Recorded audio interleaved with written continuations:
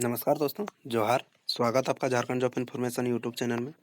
तो जैसा कि आप लोग देख रहे हैं दोस्तों, मैं फिर एक बार टीचर का वैकेंसी लेके आ चुका हूं, जो कि साहिबगंज जिला से निकला हुआ है। तो चलिए स्टेप बाय स्टेप आपको पूरा जानकारी देते हैं।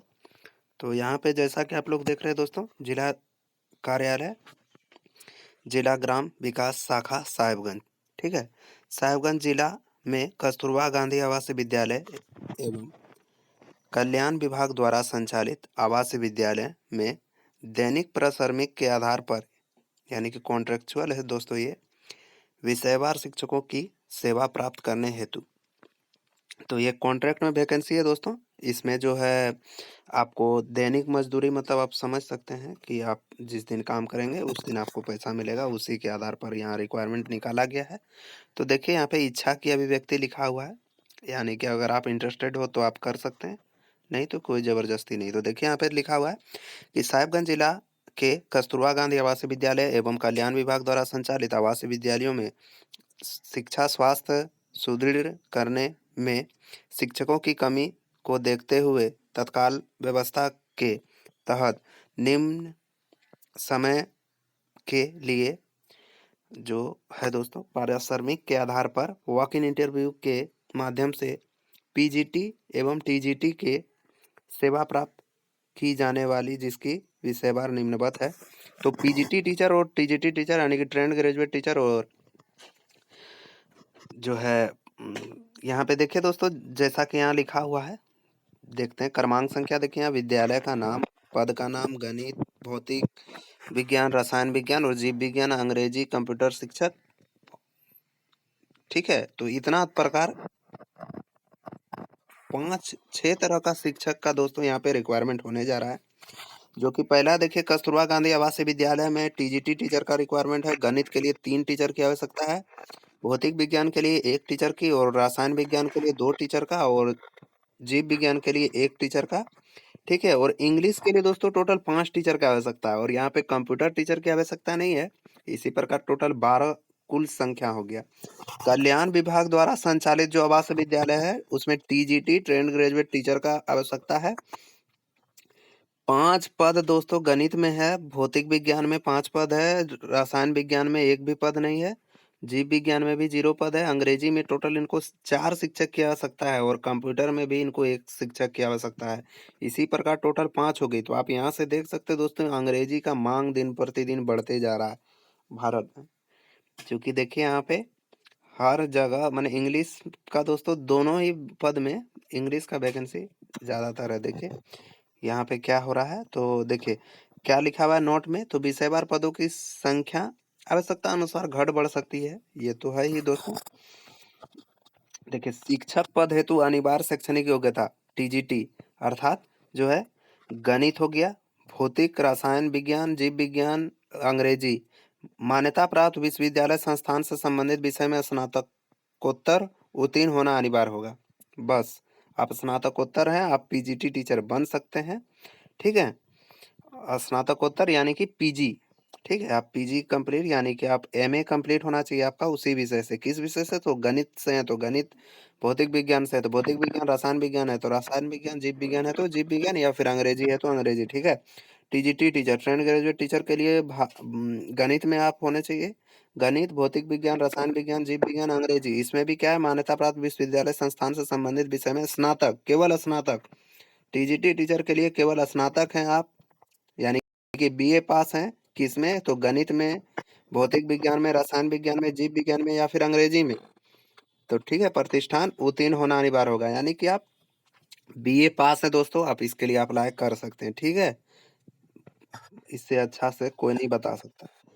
और देखिए यहाँ पे टीजीटी के लिए क्या है कंपलसरी, तो देखिए यहाँ पे कंपस तो यहाँ पे देखिए दोस्तों, टीजीटी के लिए कंप्यूटर साइंस में क्या चाहिए, तो यहाँ पे देखिए मान्यता प्राप्त विश्वविद्यालय संस्थान से बीकॉम की डिग्री आपके पास होने चाहिए, और या फिर बी होना चाहिए कंप्यूटर साइंस में। सब बीएससी भी होना चाहिए आपका कंप्यूटर साइंस में, या फिर भी होना चाहिए कंप्यूटर साइंस में, या फिर बीटेक होना चाहिए कंप्यूटर साइंस में, या फिर आईटी होना चाहिए, ठीक है। या फिर बीसीए उत्तीर्ण होने चाहिए आप, ठीक है। यहाँ पे बीसीए उत्तीर्ण होना अनिवार्य होगा, ठीक है। इन सभी में से किसी भी एक विषय पे आपका कमांड है तो आप इसके लिए एलिजिबल है। और देखिए उम्र सीमा क्या है, तो दिनांक 1/8/2025 को न्यूनतम आपका 21 वर्ष और अधिकतम आपका 45 वर्ष, इससे ज़्यादा इससे कम नहीं होना चाहिए। ठीक है, अधिक कम से कम आपका 21 होना चाहिए। ठीक है, और 45 वर्ष से ज़्यादा है तो आपका नहीं होगा। ठीक है, उम्र की हो गया। और गणना कब किया जाएगा, तो 1/8/2025 से आपका उम्र का गणना होगा इस तारीख तक। ठीक है, अब देखिए क्या है, तो शिक्षक पद पर सेवा प्राप्त करने हेतु शर्त क्या है। शर्त तो देखिए, आवेदन पत्र उप विकास आयुक्त जिला ग्रामीण विकास शाखा साहिबगंज के पदनाम से स्पीड पोस्ट निबंधित डाक के माध्यम से दे होगा। ठीक है, आपको ऑफलाइन है दोस्तों ये, तो आपको जो है फॉर्म भर के स्पीड पोस्ट करना होगा। ठीक है, इसके बाद देखिए नीचे दिया होगा दोस्तों एड्रेस, अभी आपको घबराना नहीं है, नीचे एड्रेस अच्छे से दिया हुआ रहता है। देखिए यहाँ परिलब्धि क्या है, तो श्रम नियोजन एवं प्रशिक्षण विभाग झारखंड रांची द्वारा स्कूली कुशल श्रमिक के अनुरूप निर्धारित जो है परिलब्धि दिया जाएगा। यानी कि जो भी एक कुशल श्रमिक को दिया जाता है, समझे, जो एक अच्छे जो है परिश्रमिक होता है, उसकी के आधार पे आपको इसमें भी वेतन मिलेगा। कितना मिलेगा ये यहाँ नहीं बताया है, शायद नीचे बताया होगा, चलिए देखते हैं। अध्ययन के घंटे एवं कार्य संबंधित विद्यालय में कम से कम 6 घंटे एवं प्रधानाध्यापक द्वारा सौंपे गए अन्य कार्य, कम से कम आपको 6 घंटे का क्लास लेना होगा।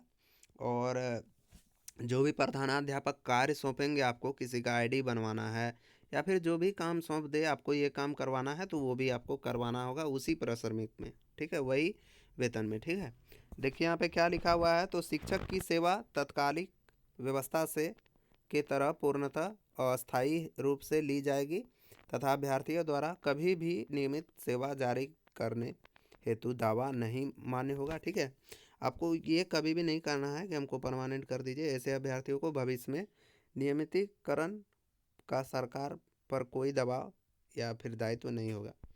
तो ये पहले ही बता दिया है दोस्तों नोटिफिकेशन में ही कि आप बाद में इसमें परमानेंट करने की कोई भी गुंजाइश नहीं है, लेकिन ऐसा लिखता है दोस्तों।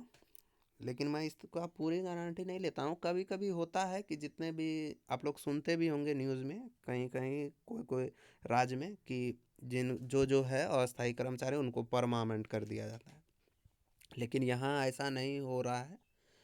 ये तो दोस्तों निर्भर करती है सरकार पे, क्या करती है, क्या करेंगे नहीं करेंगे, इस पे हम लोग को चर्चा नहीं करना है। लेकिन इसके अनुसार, नोटिफिकेशन के अनुसार, आप इसमें नियमितीकरण यानी कि आप कभी भी परमानेंट करने का दावा नहीं कर सकते। ठीक है, देखिए साक्षात्कार में सफल अभ्यर्थियों का सेवा जिला अंतर्गत किसी भी कस्तूरबा गांधी आवासीय विद्यालय एवं कल्याण विभाग द्वारा संचालित आवासीय विद्यालय में उपायुक्त साहेबगंज के आदेशानुसार लिया जाएगा। यानी कि आपके जो डीसी साहब हैं वही तय करेंगे कहाँ लिया जाएगा। देखिए साक्षात्कार में सफल अभ्यर्थियों से तत्काल 1 वर्ष के लिए सेवा लिया जाएगा तथा 1 वर्ष का उपरांत कार्य संतोषजनक पाए जाने पर संबंधित विद्यालय में शिक्षक की आवश्यकता होने पर गठित समिति द्वारा कार्यों की समीक्षा के उपरांत सेवा विस्तृत हेतु विचार किया जाएगा। यानी कि 1 वर्ष अगर आप सही सलामत अच्छे से काम करते हैं तो अगले बार 1 वर्ष के लिए फिर आपका बढ़ा दिया जाएगा। ठीक है, अगर रिक्वायरमेंट नहीं करती है सरकार तब, अगर रिक्वायरमेंट कर लेती है तो 1 साल के बाद आपको ख़त्म हो जाएगा, क्योंकि टीचर आ जाएगा, इसीलिए 1-1 साल के लिए ले रहा है दोस्तों। यदि कोई अभ्यर्थी इस सेवा में स्वतः मुक्त होना चाहते हैं तो वे नियमित नियंत्रित जो है पदाधिकारी के माध्यम से उपायुक्त साहेबगंज को इसकी लिखित सूचना एवं माह पूर्व देनी होगी। यानी कि आपको लिखित सूचना तो देना ही होगा, लेकिन 1 माह का वेतन भी देना होगा, अथवा 1 माह की परिलब्धि जमा करनी होगी, या फिर 1 माह का आप जो है काम करके छोड़ दीजिए, या फिर 1 माह का सैलरी दे दीजिए। इसके विपरीत यदि संबंधित विद्यालय में अभ्यर्थी की सेवा की आवश्यकता नहीं हो तो 1 माह की लिखित सूचना अथवा 1 माह की परिलब्धि देकर अभ्यर्थी की सेवा समाप्त की जा सकेगी, परंतु कार्य असंतोषजनक पाए जाने पर ऐसे अभ्यर्थियों की सेवा तत्काल प्रभाव से समाप्त कर दी जाएगी। ठीक है, और देखिए मैंने आप असंतोषजनक कार्य करते हैं तो आपको हटा दिया जाएगा तुरंत ही आवेदन के साथ। लेकिन हटा दिया जाएगा दोस्तों तो फिर आपको कोई कुछ उसमें दिक्कत ही होगा। क्योंकि हो सकता है कि शायद मतलब बहुत तरह का बात होता है दोस्तों, वो सब मैं अभी बता नहीं सकता। लेकिन हाँ देखिए 8 नंबर पॉइंट में क्या लिखा हुआ है कि आवेदन के साथ अभ्यर्थियों को, और मैं एक चीज़ बता देता हूँ दोस्तों, अगर आपको छोड़ना होगा तो आप 1 महीना का परिलब्धि देकर ही छोड़िएगा। असंतोषजनक कार्य करके नहीं छोड़िएगा, क्योंकि आपको अगर आप दूसरा कहीं जॉब कीजिएगा तो उसमें आपको दिक्कत हो सकता है। इससे अच्छा है कि आप 1 महीना का परिलब्धि दे के ही छोड़ दीजिए। 8वां नंबर पॉइंट में क्या दिया हुआ है तो यहाँ पे देख सकते हैं, आवेदक के साथ अभ्यर्थियों को शैक्षणिक प्रमाण पत्र का एवं अध्ययन निवासी प्रमाण पत्र संलग्न करना अनिवार्य होगा। ठीक है।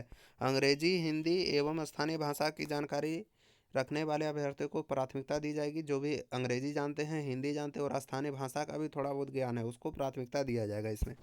ठीक है। आवेदन पत्र के साथ सभी शैक्षणिक प्रमाण पत्र, अंक पत्र एवं अन्य प्रमाण पत्रों के स्वविप्रमाणित छाया प्रति संलग्न करना आवश्यक है।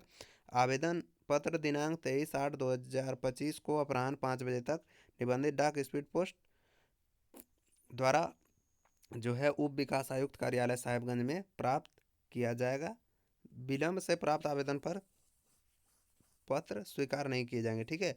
आपको 23/8 से पहले ही भेज देना है दोस्तों। कहाँ भेजना है तो यहाँ पे देखिए लिखा हुआ है कि उप विकास आयुक्त कार्यालय साहेबगंज में भेजना है। ठीक है। लेकिन पिन कोड के साथ नहीं दिया हुआ है, तो हो सकता है नीचे दिया होगा। देखिए क्या दिया हुआ है इसका 11 नंबर पॉइंट में कि वॉक इन इंटरव्यू का स्थान जो है, साक्षात्कार का तिथि, समय एवं स्थान की सूचना जिला के आधिकारिक वेबसाइट पर दी जाएगी। तो इसका जानकारी मैं आपको दे दूंगा दोस्तों, समय मिलेगा तो। देखिए एक अभ्यर्थी एक से अधिक पदों के लिए आवेदन जमा कर सकते हैं। इसके लिए उन्हें विद्यालय पदवार अलग अलग आवेदन जमा करना होगा, यानी कि आपको अलग अलग आवेदन जमा करना होगा। अगर कोई पीजी किया है तो दोनों के लिए आवेदन कर सकता है। और देखिए यहाँ पे उपरोक्त शिक्षक पद पर सेवा प्राप्त करने हेतु जिला स्तर पर गठित समिति का निर्णय अंतिम एवं सर्वमान्य होगा। जो समिति जो गठन करेगा दोस्तों, वो जो बोल देगा वही सर्वमान्य होगा, वही मानना होगा। लिफाफे के ऊपर आवेदित विद्यालय पद का नाम स्पष्ट रूप से अंकित करना अनिवार्य होगा। लिफाफे के ऊपर दोस्तों, जो लिफाफा आप स्पीड पोस्ट कीजिएगा उसका ऊपर में जो है आवेदित विद्यालय का नाम लिखना है। आप किस विद्यालय के लिए आवेदन कर रहे हैं, कस्तूरबा गांधी के लिए या फिर एक जो था वहाँ पे उसके लिए, जिसमें कर रहे हैं उसका नाम लिखेगा। पद का नाम लिखना है स्पष्ट रूप से, जो कि दिख रहा हो, अच्छा से पढ़ सके आदमी।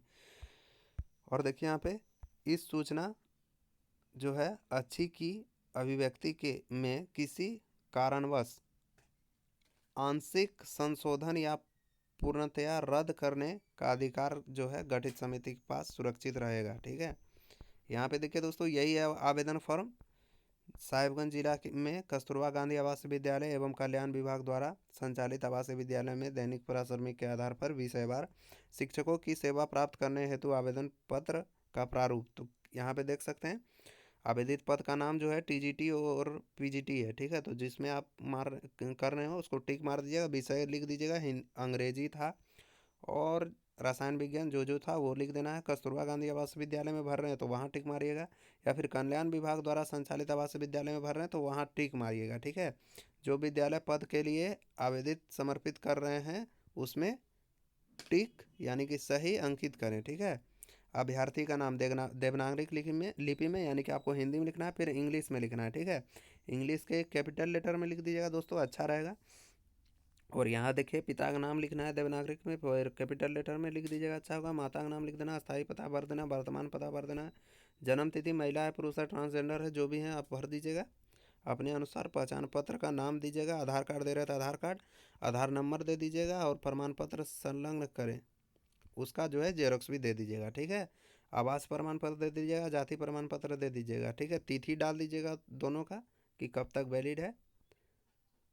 जाति प्रमाण पत्र का जो है संख्या एवं तिथि डाल देना है, जो भी वहाँ JH कुछ कुछ रहता है वो, और तिथि भी डाल देना है। दूरभाष मोबाइल नंबर दे देना है, ईमेल आईडी भी दे देना है। ठीक है। शैक्षणिक योग्यता में आप जो भी हैं, BA पास का फॉर्म भरे थे BA, और अनिवार्य योग्यता में जो भी था वो दे देना है। यहाँ पे परीक्षा का नाम किस बोर्ड से दिए हैं, जैसे कि अगर SKMU से दिए हैं तो SKMU, और विश्वविद्यालय संस्थान का नाम डाल देना है, सिद्धू कानू मुर्मू विश्वविद्यालय, और प्रमाण पत्र का संख्या एवं तिथि डाल देना है। पूर्ण पूर्णांक डाल देना है, कितना था ये, कितना लाए हैं आप, और कुल पूर्णांक कितना था वो डाल देना है, और कितना परसेंट लाए हैं वो डाल देना है। ठीक है, अतिरिक्त में जो है पीजी है तो पीजी डाल दीजिएगा। यही सब है दोस्तों। हाँ देखिए, सभी शैक्षणिक प्रमाण पत्र, चरित्र प्रमाण पत्र, अन्य प्रमाण पत्र की स्वविप्रमाणित छाया प्रति क्रमबद्ध रूप से संलग्न करें। जो डाल रहे हैं 1 नंबर में क्या डाल रहे हैं वो लिखिए, 2 नंबर में जो डाल रहे हैं वो लिखिए। और देखिए घोषणा, ये तो पता ही है आपको दोस्तों। और ठीक है दोस्तों, मिलते हैं किसी नेक्स्ट वीडियो नेक्स्ट जानकारी के साथ। आपको पूरा विस्तार तरीके से मैंने आपको बताने का प्रयास किया है। आई होप कि आप लोग अच्छे से समझ गए होंगे। मिलते हैं किसी नेक्स्ट वीडियो नेक्स्ट जानकारी के साथ, तब तक के लिए जय हिंद, जय भारत, वंदे मातरम।